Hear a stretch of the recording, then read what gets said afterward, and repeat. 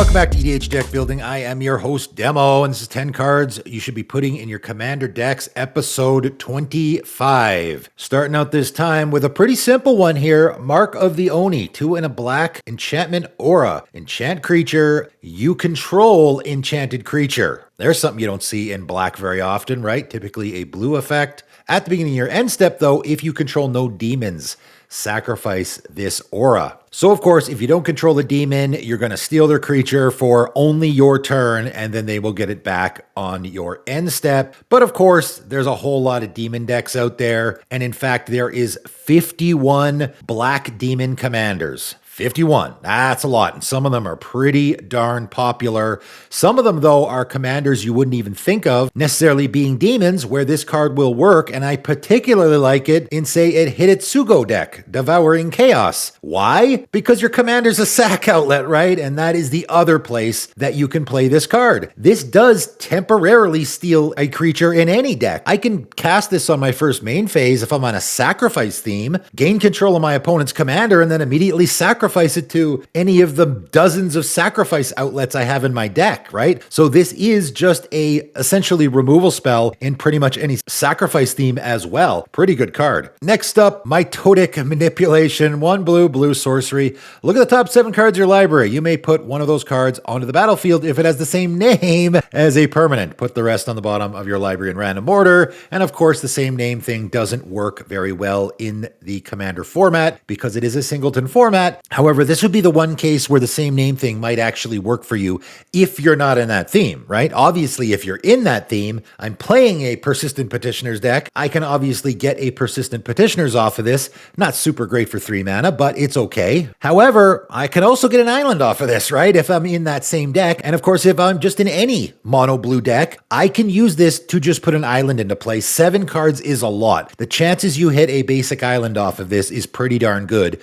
So this is 3 mana, put an island into play, which is not too shabby. Again, in a mono blue deck, that's a pretty darn good ramp option. It is coming into play untapped, but I could also actually hit something else if my opponents have it. Keep in mind, any lands your opponents have in play are also included here. If I'm in a 2-color deck now and I'm playing white and blue, I could either hit a plains or an island off of this if my opponent has either of them or if I have either of them. Sort of almost increases the chances, but also if they got their Soul Ring or their Arcane Signet in play, right? And I hit my Soul Ring or Arcane Signet off the top 7 cards. You know, again, I could put an island into play, but I could put my Arcane Signet into play because, of course, both of those are in the top 7 that I'm looking at. So this really is probably likely almost never going to be a whiff in a lot of decks and can be a pretty good ramp option. Coming in at number 3, pretty funny draw option here. I know green draws cards pretty well, but this is, I think, a pretty funny option. Nature's Resurgence, 2 green, sorcery.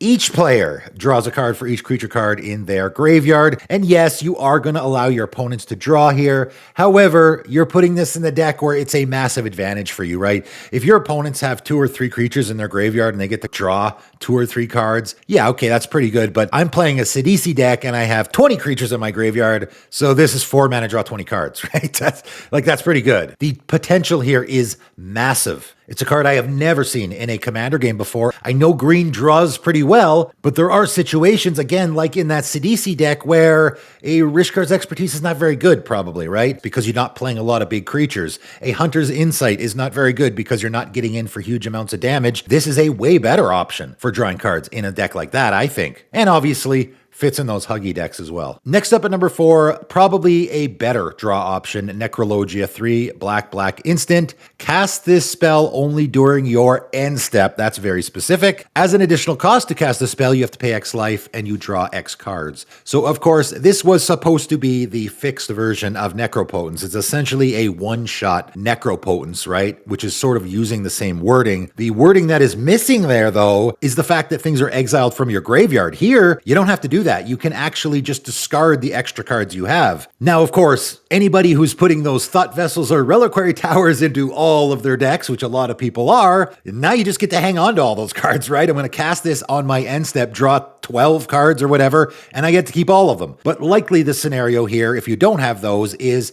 I'm going to have to discard down to hand size. That's why they make you cast it during your end step. But if I'm in a discard theme, or if I'm in a graveyard theme where I want lots of stuff in my graveyard, it's all upside here, right? There is no downside. And in fact, discarding on your cleanup step is actually probably a good thing for you. That's probably even more of an advantage to you than is drawing a bunch of cards. So this is an absolute slam dunk in decks like that. Next up, again, a very unique card in its colors, Mudslide, 2 and a red enchantment. Creatures without flying don't untap during their controller's untap step. That's right. This is a sort of stacksy piece for mono red. Don't see that very often, right? At the beginning of each player's upkeep, that player may choose any number of tapped creatures without flying they control and pay 2 for each creature chosen this way. If that player does untap those creatures. So essentially what this is you choose creatures that you want to untap and you have to pay 2 for them. Everyone's non-flying creatures are going to stay tapped unless they pay 2 at the beginning of their upkeep, is essentially how this is going to work. So it is sort of that very Staxy effect in red that we don't see very often. For that reason alone, it's a very unique card that you might want to be aware of. But if you're in the theme where you have lots of flying creatures, like a dragon deck, there's no downside here for you. I guess there's a chance you have some creatures that are non-flying, but if you're not tapping them, then it doesn't matter, obviously. Likely the only creatures that you're tapping or attacking with are your flying creatures, so here there is 0 downside. Pretty easy slot into a deck like that, I think,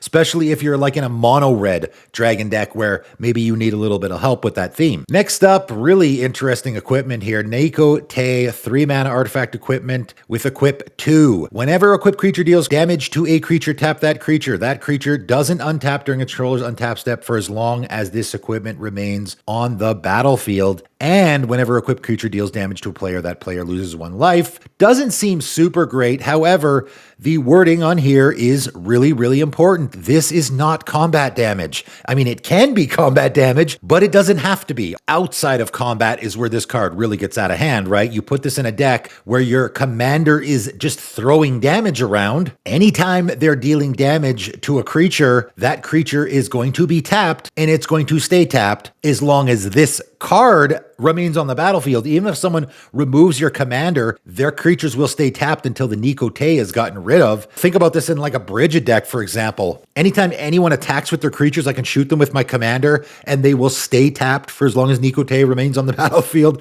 That seems really good, right? Also, the equipped creature dealing damage to players is very relevant. I used to have this in my Browlin deck because, of course, my commander is dealing damage to my opponents. So if I put this on my commander, well, when a equipped creature deals damage to a player, they lose 1 life, so my opponents will take that damage and then also lose 1 life. So basically, it is dealing double damage, essentially, with my commander's ability, right? So if you have a commander that is throwing damage around to all your opponents, it'll also work there. Really fits in a lot of decks, I think. Coming in at number 7, a card that is sadly getting worse and worse in the format, but I still think is pretty good. Has always been a favorite of mine. Night Dealings, 2 black enchantment. Whenever a source you control deals damage to another player, put that many theft counters on this enchantment. And of course, that's any source. That's very important to keep in mind. Now, likely it's going to be combat damage that you're dealing to another player, and then you're going to pile counters on this, but it does include anything. So if you're throwing a damage around in other ways, that will also put counters on this thing. What are you doing with all those counters? You're going to pay 2 black, remove X theft counters from this enchantment, search your library for a non-land card with mana value X, reveal it, and put it into your hand, then shuffle. So it is essentially a Diabolic Tutor, okay? And I know a lot of people think a Diabolic Tutor is stone unplayable in Commander now. A lot of people still use it. This is a repeatable Diabolic Tutor. I will tell you from personal experience, the amount of theft counters doesn't matter. You are going to be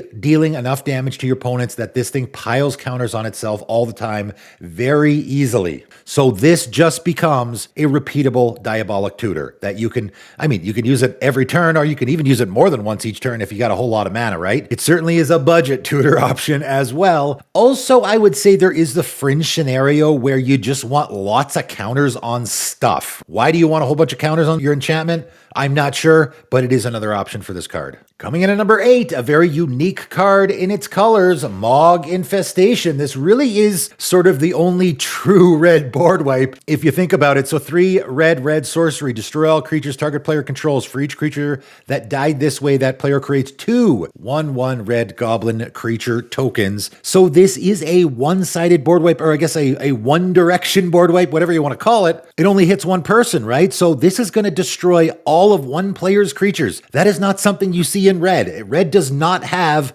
mass creature destruction. It has damage dealing board wipes, but as far as just a card that will destroy a bunch of creatures, this is really the only way in red. So for that reason, it's just all around a good card that I'm surprised it doesn't see more play in the format, because I don't think the red board wipes are very good. Obviously, it's not hitting you, the other huge upside here. But the real reason why this card is super unique and probably fits in a bunch of decks is because it's giving your opponent's creatures. That's where this is extra good. Not only are you going to destroy all your opponent's stuff, but you're going to give them creatures which you want, right? Maybe you want your opponent's creatures to be taking damage. Maybe you just want your opponent's creatures to be dying so that you can get dice triggers, right? Not only is this going to get you a bunch of dice triggers when it destroys all your opponent's creatures, but then it will give them more creatures that will be then killed and give you more dice triggers, right? So it's extra good in themes like that. Very unique card. Of course, if you're in other colors, it's probably a lot easier to destroy creatures. And if you're in a white-green deck, it's definitely a lot easier to destroy creatures. However, Nova Blast Worm is always a card that I am surprised no one plays in the Commander format. I don't think I've ever seen it in a Commander game. 3 green, white,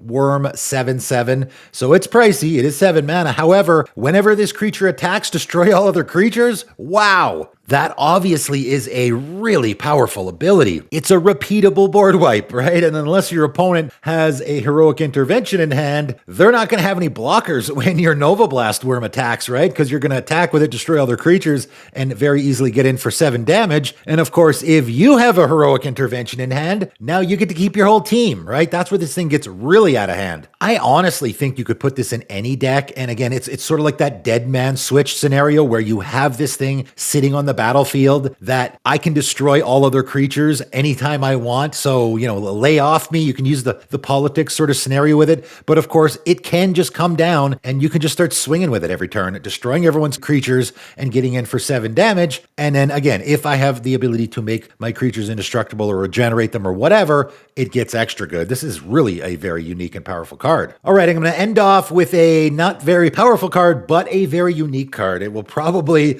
look like nothing special at all to most of you guys, but this actually has a very unique effect. Nyahs Presence, 1 and a green, enchantment aura, enchant land. When this aura enters, draw a card. Okay, well, we're already getting a cantrip here off of this, so we're not really down much. Enchanted land is every basic land type in addition to its other types.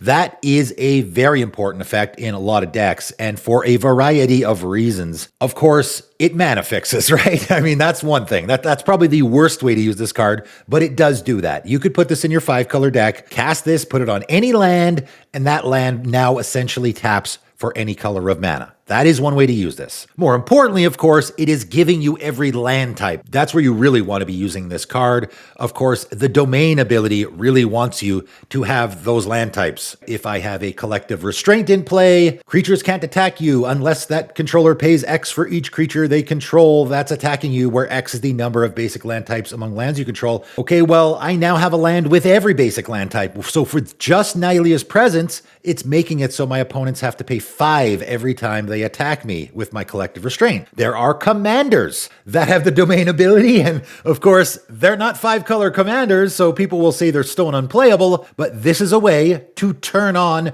their domain ability, or make it better, I guess. It is always turned on, but it's not very good unless you have every basic land type, and this is a way to make those commanders' abilities a lot better. I believe they're all green, too. However, the really unique way to use this card, and why I put it in a deck recently, that's why I'm mentioning it on this series is you can use it on your opponents as well, right guys? That is very relevant. I can actually cast this on my opponent's land if I want to give them every basic land type. And of course, there are some ways to use that as well. Obviously, Land Walk would be the big one. If I'm in a Jeddido Genin deck, a commander that has Forest Walk, or probably more likely a Chatterfang deck, which is a much more popular commander, which also has Forest Walk, this is a way to give your opponent a forest. The land you're enchanting is every basic land type, so it is a forest and your commander will be unblockable. That's very relevant. The reason I put it in my deck is kind of for that reason, because I do have a few Forest Walk creatures. I got some really neat combos in there with